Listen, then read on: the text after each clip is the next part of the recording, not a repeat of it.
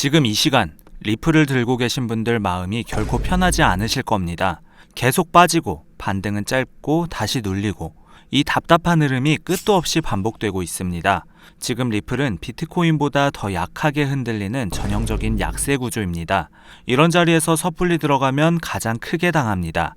그래서 지금 이 흐름 끝까지 보셔야 합니다. 이 답답한 흐름이 왜 반복되는지, 그리고 지금 시장이 진짜로 노리는 게 무엇인지 오늘 이 시간 정확하게 짚어드리겠습니다. 안녕하세요, 트레이더 A입니다. 지금 리플 15분봉 흐름은 비트코인을 따라가고는 있습니다. 근데 그냥 따라가는 정도가 아닙니다. 비트코인이 흔들릴 때 훨씬 더 예민하게 반응하는 구조입니다. 같은 하락이 나와도 리플 쪽 낙폭이 더 깊게 찍히는 모습이 반복되고 있습니다. 비트코인이 살짝 미끄러질 때 리플은 한 단계 더 깊게 빠지는 흐름이 계속 나오고 있는 겁니다. 이런 반응 차이가 누적되면 결국 같은 장에서도 리플의 손실이 더 커집니다. 왜 이런 흐름이 나올까요? 지금 시장은 안전한 메이저 자산보다 변동성 큰 알트에서 먼저 투매가 나오는 구간이기 때문입니다. 불안한 자금이 빠져나갈 때 가장 먼저 손이 가는 게 변동성이 큰 자리이기 때문입니다.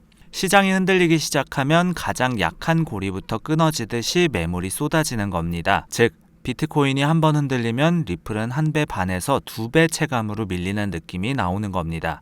현재 기준으로 보면 비트코인 대비 강도는 약합니다. 이 부분이 굉장히 중요한데요.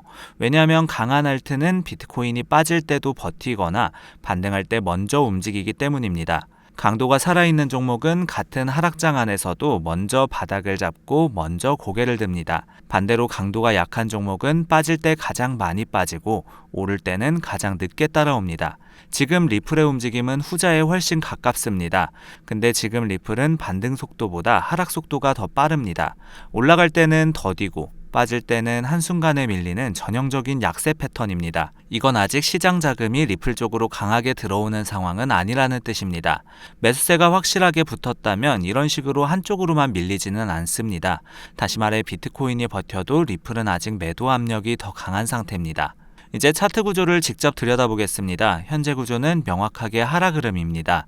볼린저 밴드 하단에 붙여서 계속 내려오고 있고 짧은 이평선들도 전부 아래로 꺾였습니다.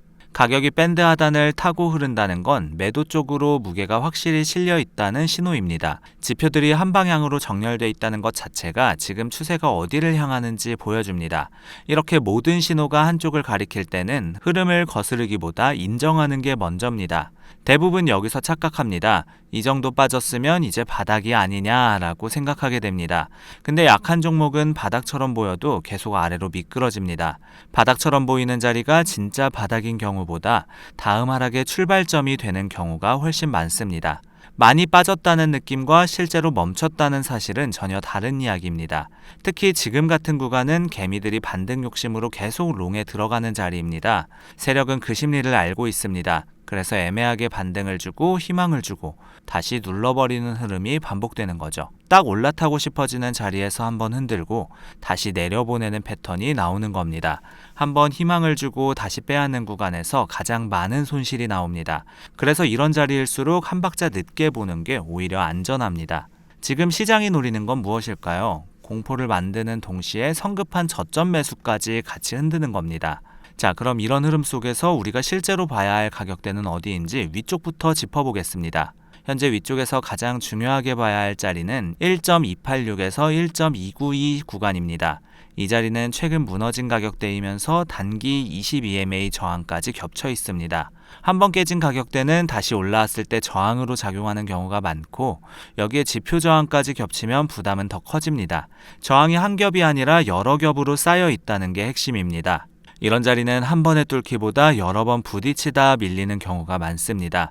즉, 반등이 나오더라도 여기 돌파에 실패하면 다시 매도 압력이 나올 가능성이 큽니다. 그래서 1.286에서 1.292 회복 여부가 단기 분위기 전환 기준이 됩니다. 그 위는 1.30에서 1.307입니다. 여기까지 회복해야 진짜 반등인가를 볼 수 있습니다. 그 전까지의 움직임은 추세 전환이라기보다 약한 반등으로 보는 게 안전합니다. 이 구간을 다시 밟아주기 전까지는 분위기가 바뀌었다 단정하기 어렵습니다. 자, 위쪽을 봤으니 이번엔 반대로 아래쪽 방어선을 확인해 보겠습니다. 아래쪽은 1.275 부근이 지금 첫 번째 방어 자리입니다.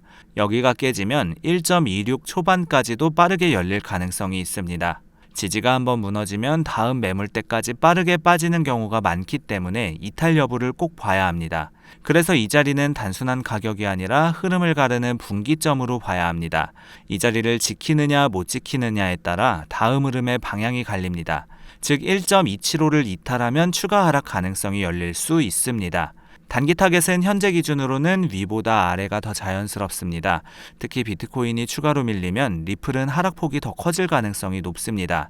반대로 비트코인이 강하게 반등하면 리플도 단기 숏 청산 반등은 충분히 가능합니다.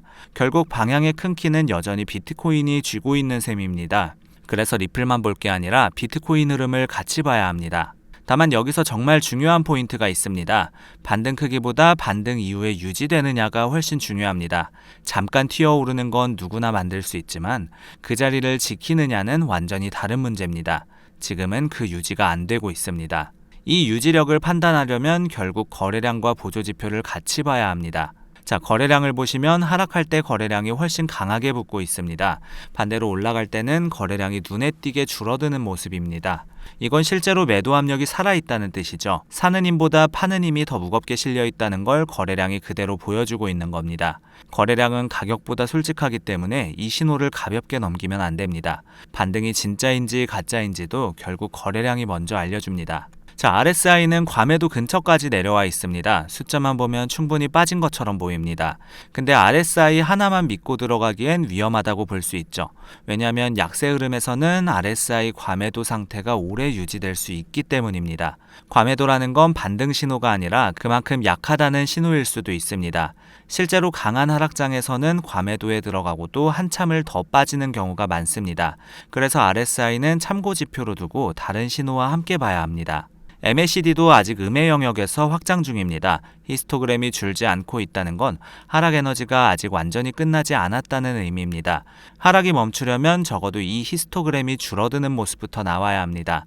지금처럼 음의 폭이 유지되는 동안은 섣불리 바닥을 단정하기가 어렵습니다. 방향이 바뀐다면 MACD에서 먼저 변화의 조짐이 나타날 거라고 보고 있습니다. 자, 그럼 이 모든 걸 종합해서 지금 실전에서는 어떻게 대응해야 하는지 정리해 보겠습니다. 현재 단타 기준으로는 롱보다 숏이 조금 더 유리한 자리입니다. 흐름과 거래량, 지표가 모두 같은 방향을 가리키고 있기 때문입니다. 다만 지금 자리에서는 추격 숏도 조심해야 합니다. 왜냐하면 이미 한번 급하게 밀린 뒤라 짧은 되돌림이 나올 확률도 있기 때문입니다. 급한 자리에서 무리하게 따라붙으면 짧은 반등에 흔들릴 수 있습니다. 그래서 진입보다 자리를 고르는 게 먼저입니다. 방향이 유리한 자리라 해도 아무 데서나 들어가도 된다는 뜻은 아닙니다. 결국 지금 중요한 건 싸 보이는 자리가 아닙니다. 시장이 실제로 멈추는 자리를 기다리는 겁니다. 가격이 싸 보인다는 이유만으로 들어가는 건 가장 위험한 진입입니다. 멈추는 신호가 확인된 뒤에 움직여도 기회는 충분히 남아 있습니다. 조급함을 내려놓는 것만으로도 손실의 절반은 줄일 수 있습니다. 자, 마지막으로 오늘 흐름을 핵심만 다시 정리해드리겠습니다. 지금 리플은 비트코인보다 더 약하게 흔들리는 전형적인 약세 구조입니다.